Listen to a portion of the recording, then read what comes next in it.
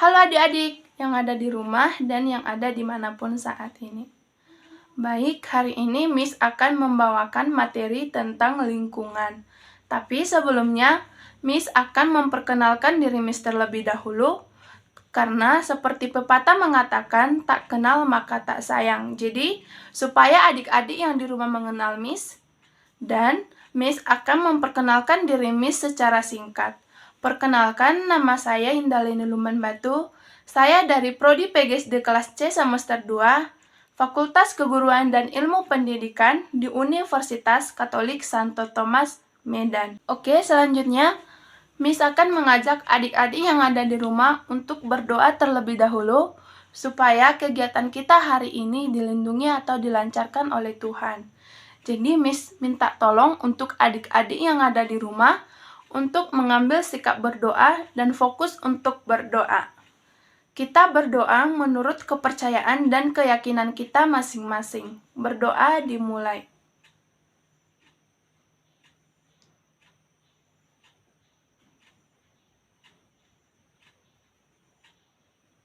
Berdoa selesai. Oke.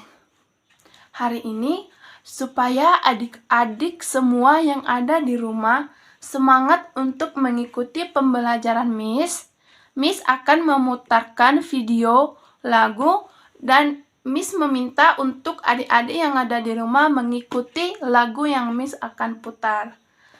Supaya adik-adik lebih semangat mengikuti pembelajaran Miss hari ini. Selamat menyaksikan!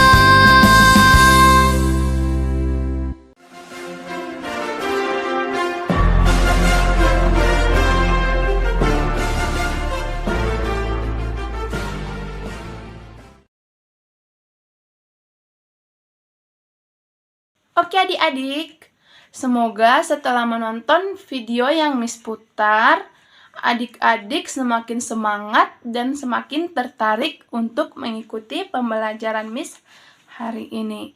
Jadi, hari ini Miss akan membawa materi tentang lingkungan. Pasti adik-adik yang di rumah sudah tahu. Apa itu lingkungan? Pasti adik-adik yang di rumah sudah menjawab. Kalau lingkungan itu adalah tempat tinggal kita, atau yang ada di sekitar tempat tinggal kita dan keadaan yang ada di sekitar tempat tinggal kita. Jadi, Miss akan menjelaskan sedikit tentang lingkungan. Jadi, Lingkungan itu adalah segala sesuatu yang ada di sekitar manusia dan mempengaruhi tumbuh kembangnya manusia, tumbuhan, hewan dalam kehidupannya. Nah, jadi lingkungan itu adalah yang ada di sekitar kita masing-masing atau yang ada di tempat tinggal kita masing-masing. Nah, tetapi lingkungan itu dibagi menjadi dua, yaitu yang pertama lingkungan alami dan lingkungan buatan. Jadi Miss akan menjelaskan tentang lingkungan alami dan lingkungan buatan. Baik, Miss akan menjelaskan satu persatu tentang lingkungan alami dan lingkungan buatan. Nah, apa sih lingkungan alami itu? Lingkungan alami adalah sebuah lingkungan yang ada dan terbentuk dari proses alamiah tanpa campur tangan manusia atau yang dibuat oleh Tuhan Yang Maha Esa dan terdiri dari atas sumber yang alami. Dan juga pasti di tempat adik-adik semua sudah terdapat jenis-jenis dari lingkungan alami. Karena contohnya adalah ada gunung, ada sungai, ada air terjun, ada pantai, dan ada hutan. Jadi dari contoh-contoh ini, Miss akan menjelaskan semua contoh yang Miss sebut tadi. Yang pertama itu adalah gunung. Pasti di tempat adik-adik juga yang ada di rumah sebagian sudah terdapat gunung. Jadi gunung itu adalah merupakan gundulan tanah yang sangat besar dan tinggi serta di dalamnya terdapat lahar yang panas. Nah, apakah adik-adik tahu apa itu manfaat dari gunung? Nah, pasti di rumah masing-masing sudah menjawab manfaat dari gunung tersebut. Tapi mungkin masih ada adik-adik yang tidak tahu apa itu fungsi atau apa itu manfaat dari gunung. Jadi Miss akan menjelaskannya. Jadi manfaat atau fungsi dari gunung itu adalah sumber mata air. Jadi air yang mengalir ke tempat kita masing-masing itu berasal dari gunung ya adik-adik semua. Baik, selanjutnya nomor 2 adalah hutan. Pasti di tempat adik-adik yang tempat tinggalnya di pedesaan pasti sudah terdapat hutan.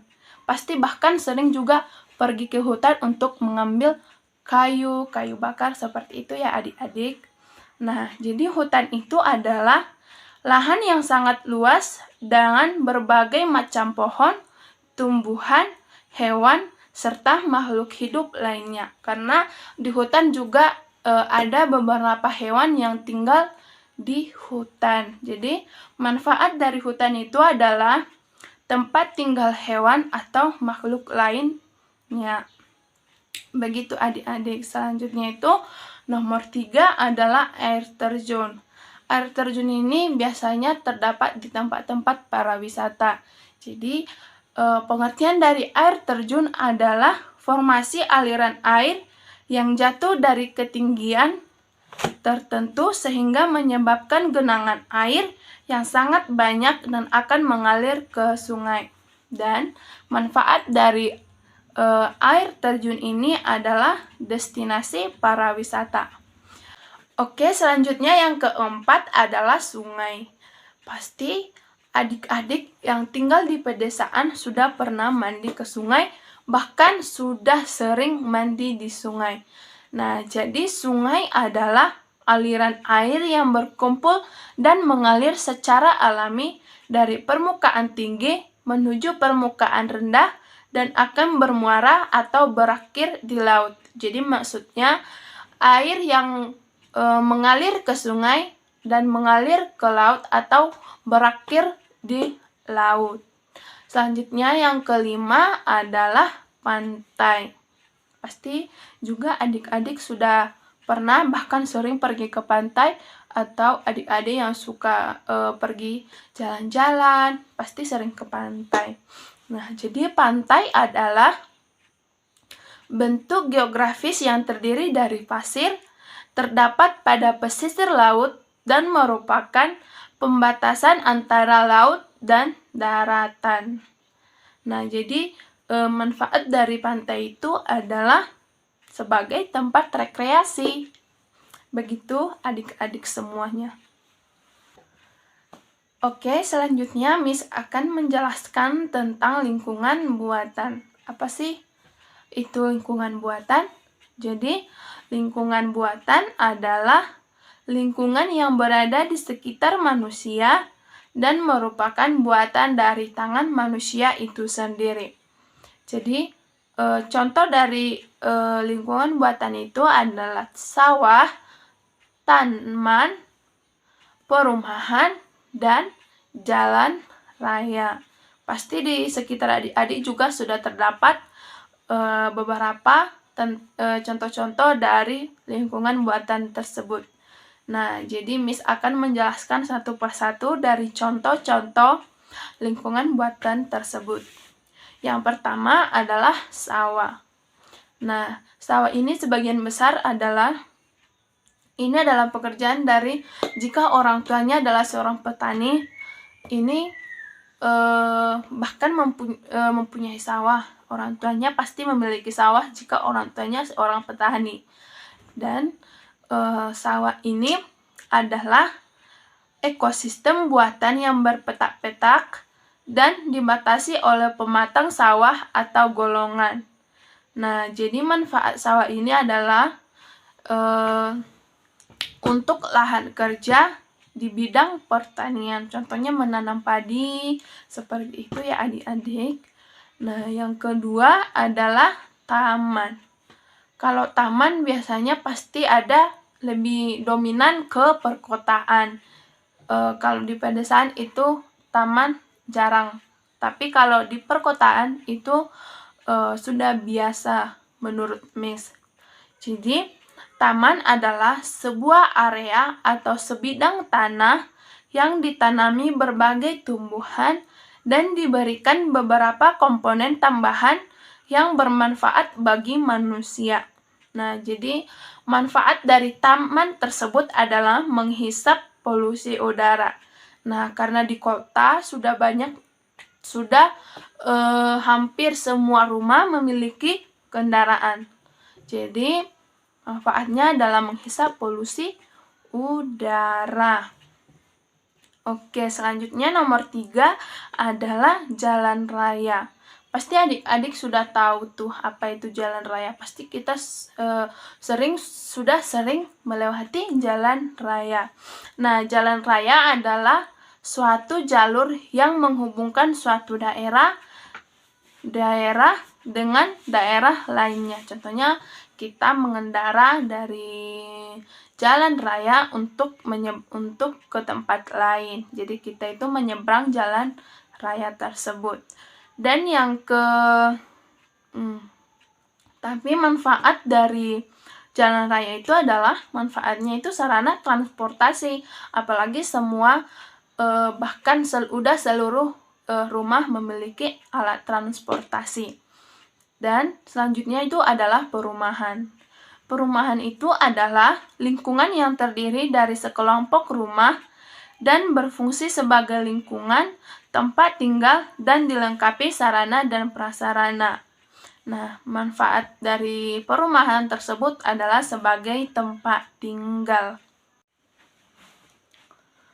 Oke adik-adik, sebelum Miss melanjutkan pembelajaran kita, supaya adik-adik yang di rumah tidak ngantuk atau tidak bosan, jadi Miss akan memutar video lagu supaya adik-adik yang di rumah bisa mengikuti lagu yang akan Miss putar.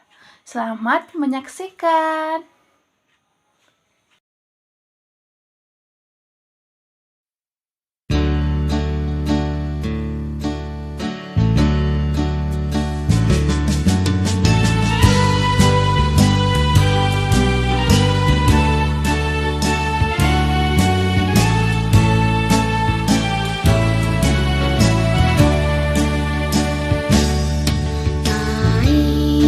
Naik ke puncak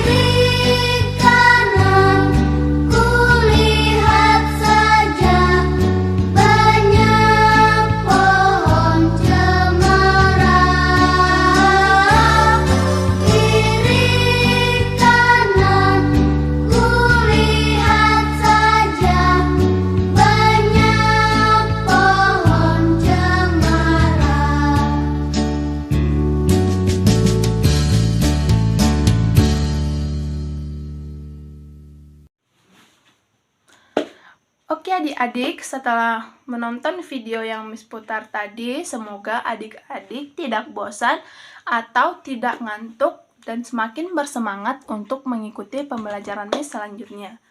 Setelah kita membahas tentang lingkungan, lingkungan alami dan lingkungan buatan serta contoh-contohnya, kita akan melanjutkan pembelajaran ke pencemaran lingkungan. Pencemaran lingkungan itu, Miss membuat contohnya hanya 2. Yang pertama polusi udara dan polusi air. Jadi Miss akan menjelaskan satu persatu tentang pencemaran lingkungan. Yang pertama itu polusi udara. Polusi udara adalah perusakan terhadap kualitas udara yang disebabkan oleh banyak faktor. Nah, dan dampak dari polusi udara tersebut adalah berbahaya bagi manusia, hewan, tumbuhan, dan merusak estetika lingkungan kita masing-masing.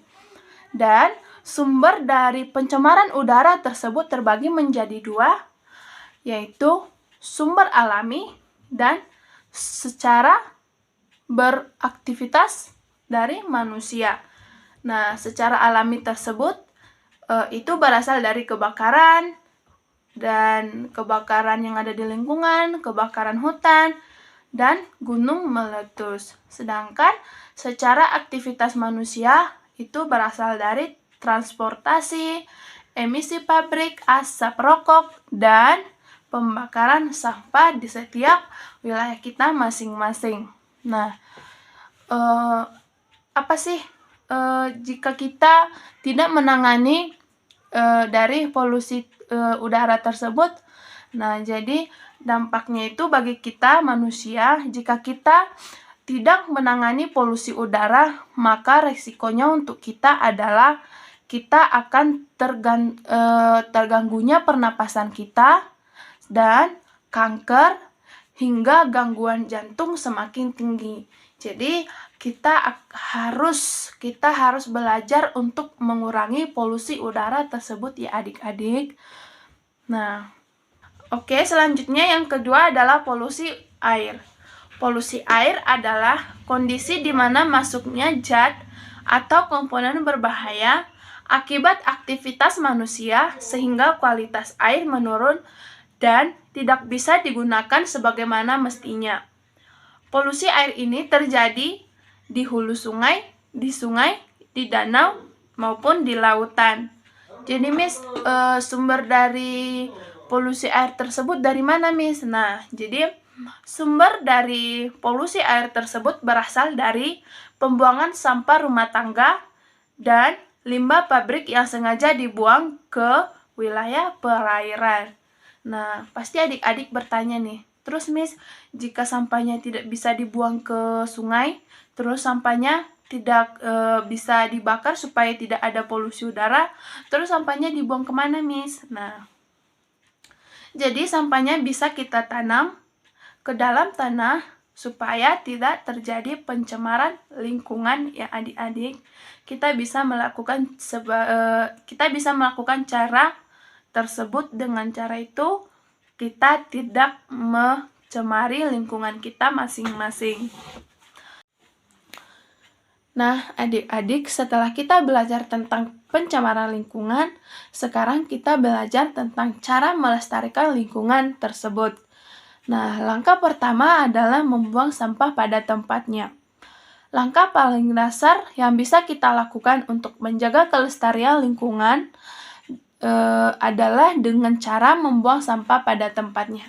Pasti adik-adik sering jajan dengan jajanan yang berbungkus. Pasti adik-adik setelah menghabiskan makanan tersebut, sampahnya dibuang sembarangan. Jadi diminta untuk mulai dari saat ini, adik-adik membuang sampah pada tempatnya. Yang kedua adalah rutin membersihkan lingkungan kita sendiri.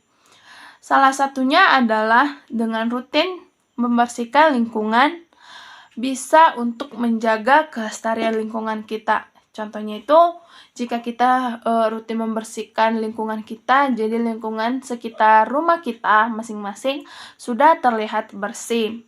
Yang ketiga, tidak membuang bahan berbahaya ke ke sungai. Contohnya, jangan membuang sampah atau membuang kotoran-kotoran ke sungai, karena bisa berdampak atau bisa menimbulkan bau yang busuk dari air tersebut dan air tersebut tidak akan terlihat jernih. Jadi, mulai sekarang jangan membuang sampah atau membuang kotoran ke sungai. Yang keempat adalah menghindari penebangan liar. Jika kita sembarangan menebang pohon, maka itu berdampak yang buruk untuk kita. Contohnya itu bisa berdampak atau bisa menimbulkan bencana alam seperti longsor. Jadi kita tidak boleh menebang secara liar. Yang kelima, mengurangi penggunaan plastik. Nah, pasti adik-adik kalau jajan itu banyak yang jajanan berbungkus. Tapi kalau bisa, adik-adik kalau tidak bisa membuang sampah pada tempatnya, bisa juga kalau jajan itu jangan jajan-jajan yang berbungkus. Itu kan ada jajan-jajan yang tidak berbungkus supaya kita bisa melestarikan lingkungan kita masing-masing. Begitu ya adik-adik semua yang ada di rumah. Oke adik-adik, setelah kita membahas tentang lingkungan alami, lingkungan buatan, pencemaran lingkungan, dan bagaimana cara melestarikan lingkungan. Nah, jadi materi Miss saat ini hanya sampai di situ saja. Jadi semoga adik-adik yang di rumah bisa menerapkan pembelajaran Miss hari ini ke dalam kehidupannya sehari-hari dan mulai bisa menjaga dan melestarikan lingkungan di sekitar rumah kita masing-masing.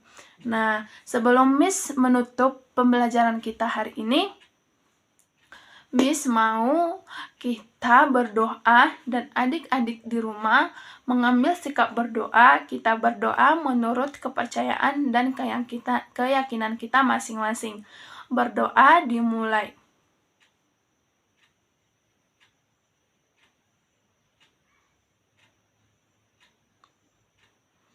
Berdoa selesai.